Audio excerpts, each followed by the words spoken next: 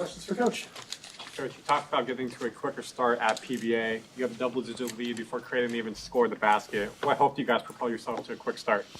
I thought the preparation that we had all week really led to really the full game, the 40 minutes. We worked on our starts a lot over the week, and I thought that carried over. And, it wasn't only the first half start. We talked about the second half start. And we've done a solid job with the second half, with the exception of the New Mexico game, where they came out and, threw a haymaker at us, and we finally recovered in the last 10 minutes. But we talked how important it was to get off to good starts out of the gate the first 5 minutes of both halves. And it was 15-2 in the first half. It was 9-3 in the second half. And we pushed that lead up to 20 pretty quickly in the second half. And then we just kind of survived and hung on from there. So, that just shows you what happens when you can come out, get off to a good start. You build yourself a cushion as opposed to having to climb out of that hole, which is a dangerous game to play. It's going to be very important again tomorrow. I anticipate a crowd very similar to what we had against Creighton, which was a huge factor, I think, in our start and for the energy that was in that building. I really do think that helped us all the way along. 9-0, top 25 for the first time in a long time. Just beat your rival by 21. How has this group handled success? Yeah, they handled it well. And, listen, that stuff's all great. I'm not going to discount what our guys have done to this point, and it's well-deserved, I think, what we got. But at the end of the day, it really doesn't matter. And, right now we're 0-0 in the Big Ten, and that's what we're looking at as a team, and we get a great opportunity tomorrow to face a team that's absolutely rolling right now. You look at what they did, they had a 25-point lead in the first half against Northwestern, and then they followed that up with a blowout win against Marquette. So this team's playing really well. The thing I've been really impressed with this Wisconsin team is their pace. They're second in the Big Ten right now in pace, and their guards are as dynamic as any in the country, and they combined for 40 points with Boyd and with Blackwell, yeah, the best guard in the league. Can't think of his name, but anyway, it's those guys are rolling right now, and their bigs can really shoot the basketball, and they just put you. Greg Gard runs really good actions, and their continuity stuff. They've got so many different wrinkles out of it. We really have to be on point with our communication, but it starts in transition. We did a really good job, I thought, of getting back and forcing Creighton into the half court, and then I thought our defensive coverages were on point. Wisconsin puts you in a lot of really difficult situations just based on their overall movement. And again, their guard's ability to get downhill. Rhodey was a great pickup, a great addition. His ability to get into the paint and make plays. He's a really, really good passer. And again, when teams have five guys on the floor that can shoot it puts a lot of stress and a lot of pressure on your defense. And we're going to have to continue on and build off what we did against Creighton, because I thought our defensive intensity was on point for 40 minutes. What do you tell your guys in handling that pace and how to prepare for that? Yeah, I mean, we want to generate second chance opportunities, but you can't do it and jeopardize what you're doing on the defensive end as far as transition. And when we get back and we load, we're pretty good. And the other thing about Wisconsin is their ability to go to the offensive glass. They're really good. They've got great size. They're physical, as they always are. And we have to finish off possessions. So if we can cut off transition and finish off possessions as far as second chance points, we're going to have a chance. If we don't, Wisconsin can embarrass you and make it look really ugly. So, for us, it's a mindset. We got to get back. We got to load our defense, and then we got to have a very physical game as far as on the glass.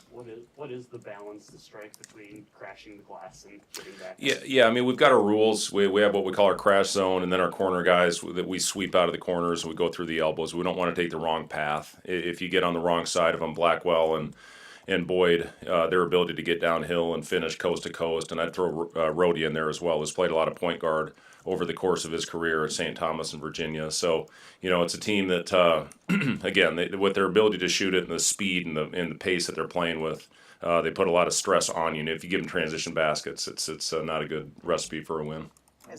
We'll be defending the three-point line in this game. Yeah, it's going to be huge. They smoked us with the three-point line last year. They made 17 threes on us and got out to a 19-2 lead. And, we got back into it. I think it was 24-21, but we just could not shut them off from the outside. And that's what they do. They do a great job getting in the paint. They take unbelievably good care of the basketball. They don't turn it over. They don't give you free looks the other way. So we need to avoid taking the ball out of the net. We're not nearly as efficient as when we get the ball off the glass. As a coach, you're probably not thinking in this mindset, but how much cushion do you feel like you guys created about what you need to accomplish in the Big Ten season just with what you guys were able to do in non-conference? Well, I don't think we're looking at it that way, Justin. For us, we have to come out every game. I've talked about this. We did not do a good enough job on our home court last year in league. We actually won more road games a year ago than we did the previous year, but we didn't do a good enough job protecting home court. With the advantage that we have, with the energy that we have in our building, we should expect to win every time that we're on that floor. We got some really tough games this year against the top half of the Big Ten, starting with this game on tomorrow night. So, we need to establish that. We need to get our crowd into it early. We need to sustain it. This is the best team we've played, and there's no doubt about it. And we're going to have to be on point for 40 minutes. How much can you take from their game against BYU versus the exhibition?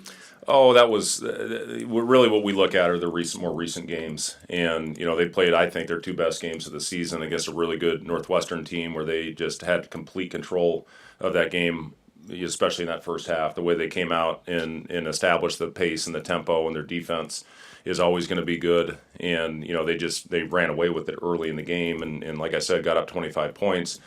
And then what they did against Marquette as well. So that's really what we're looking at. Obviously, we watched all their games as they watched all of ours. And you try to take things on what you can apply to your game plan that you think you can go out and execute without overwhelming your players. And, I think our guys, again, that they have been locked in. I give our guys a lot of credit for the way that they've handled success to this point. And, when we beat Purdue, what was it, a couple years ago, we were awful those next couple games because I think our guys went out and celebrated those wins a little bit too much. And with a quick turnaround, that was all they were talking about in the locker room after that game was let's get back in there, let's get back and have a great couple days of preparation. It's a short prep, which is not ideal for this Wisconsin team with all the things that they run, but it is what it is. So, our guys had a couple good days and get a good shoot around tomorrow with the 8 o'clock start. We'll go a little bit harder in shoot around than we normally would on an earlier tip, but I anticipate our guys coming out and playing well. You expressed a lot of confidence in Berge shooting through his slump. Sam and some of the other guys said that they probably have more confidence in him than he does right now. How important it is to have everybody kind of lifting a guy who's struggling, especially who could kind of open things up for you offensively? Yeah, it is important, and it is a matter of time before Berke starts knocking down shots. He's putting a lot of time, a lot of extra work in the gym, and he'll get rewarded for that. And I met with him yesterday, and I said, Berke, you're going to have a shot that feels so bad, it's going to hit the front of the rim, hit the backboard, hit the back of the rim, and fall in, and that's the one that's going to get you going. And as long as you continue to do the other things, the basketball gods have a way of rewarding you. And he's doing so many things for our team right now to impact winning. The 13 rebounds, the defensive efficiency, he's one of our top guys on that end of the floor. He can guard multiple positions. He's just doing a lot of things except for shooting, and it's gonna happen. And he's putting a lot of time into it. The biggest thing for him is his balance. When his balance is on point, the ball has a chance of going in the basket. And I really thought that one he took in front of the bench the other day was the one. It was a beautiful stroke, and it hits every part of the rim, and unfortunately bounced out. But as I said to him, I said, you're 0 for 0. You're looking at a guy right now where I missed my first 19 shots of the season one year. I was on pace to break an all-time NBA record for consecutive missed shots to start the season off. And it's a very lonely feeling. And, that rim looked like a little thimble up there. But then you just gradually, the averages will go up. And as I said to B, I said, listen, you go 1 for 4, your percentage is going to go up. And then the next game you go 3 for 3. And all of a sudden now you're up to a 30% shooter, and it's going to continue to climb. So, the good thing is, playing for a guy that's been through, those highs and lows, ups and downs, and the biggest thing, you still have to go out and impact winning, and Berke has absolutely done that. Braden's head coach was talking about how Sam and Kale know the rules in this team. They're really able to fill in what Nebraska may be missing in the past. And he implied potentially his players aren't doing that on his. So for another coach to recognize that and the team buy-in you have, what does that mean to you and your coaching staff? Yeah, I mean, it's such a luxury to have guys that star in their roles. And, you try to do the best job you can in explaining and what the role of the players are. And I think Sam and Kale are perfect examples of guys that have completely bought in to what their role is and what they're supposed to do on the court. They think they're a step ahead in the way that they think the game on the floor. And, I think you saw with Sam when they were going under, his ability to knock down a couple shots, that's going to loosen things up for us when he makes those shots. And Kale, he's been as good as anybody as facilitating the offense. He had very uncharacteristic, I thought, couple minutes in the second half, but then he finished the game for us. And I thought got back to who he is and played really well. But, Kale's been terrific, especially against drop defenses. He's really good at what we call the hostage dribble, getting a guy on his back and being able to make the floater. He had a really good take to the basket where he had a guy on his back and what we call a Gortat action where you pin in the big, where he was able to get in and make a layup there at the end of the game. So, those guys both know every spot in the floor, every position on the floor. And I know I've talked a lot about this, but I think Kale's going to be a good coach, and I'm trying to talk Sam out of being a coach. As you went back and looked at the Creighton film, just what really stood out about the defensive effort and what got them off the line? Just activity, Wilson. That's the thing that stood out to me is, I talked about this after the game. In the previous game against Upstate, we had one deflection in 10 minutes, and I thought we went out and had great activity with our hands. And when we do that, I can tell we're ready. And I saw that in the first possession all the way through. And we had a lot of possessions where we had Creighton within the final 7 seconds of the shot clock. Number one, you can tell that's our guys are getting back with urgency and forcing a really good, fast team into a half-court possession.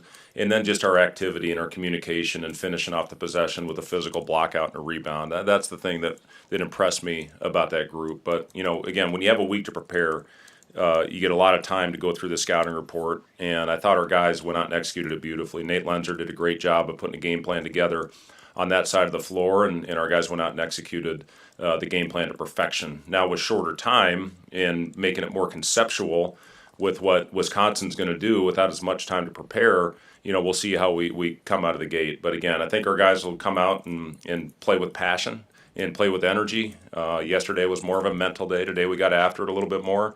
And, we need them to have their legs against a team that's got the firepower of Wisconsin. I think we talked about it early on, but when you have, both not only you, but the women's program as well, both undefeated, ranked to start the season. I mean, what does that say about what both you and Amy are doing here? Yeah, Amy is she's awesome. I love what she's got going right now. Britt Prince is so much fun to watch. Their role players are doing a great job with what they do, and their ability to knock down shots. So I saw that they're a 62-point favorite in their game tonight. So, I just think that Amy has done such an incredible job of putting a team together that fits. And when you have a point guard like Britt that does so many things, can score it, and can pass it, can rebound it, she's just such a great all-around player. It's great. And Amy and I, we will text after games and that type of thing. I'm a huge fan of her and her program, and she sent me some really nice messages, especially through some of the tougher times as well. And it's great to share a hallway and bounce ideas off of somebody that I consider a really good basketball coach. We had 7 guys play above 10 minutes against Creighton. I guess how do you balance keeping the core group going, but also getting them rest to make sure Yeah, it is important, Robin. But again, sometimes you get so caught up in the moment, and then we'll adjust our practices accordingly. And like I said, yesterday was a mental day for pretty much everybody. We got the lower minute guys some extra reps in conditioning.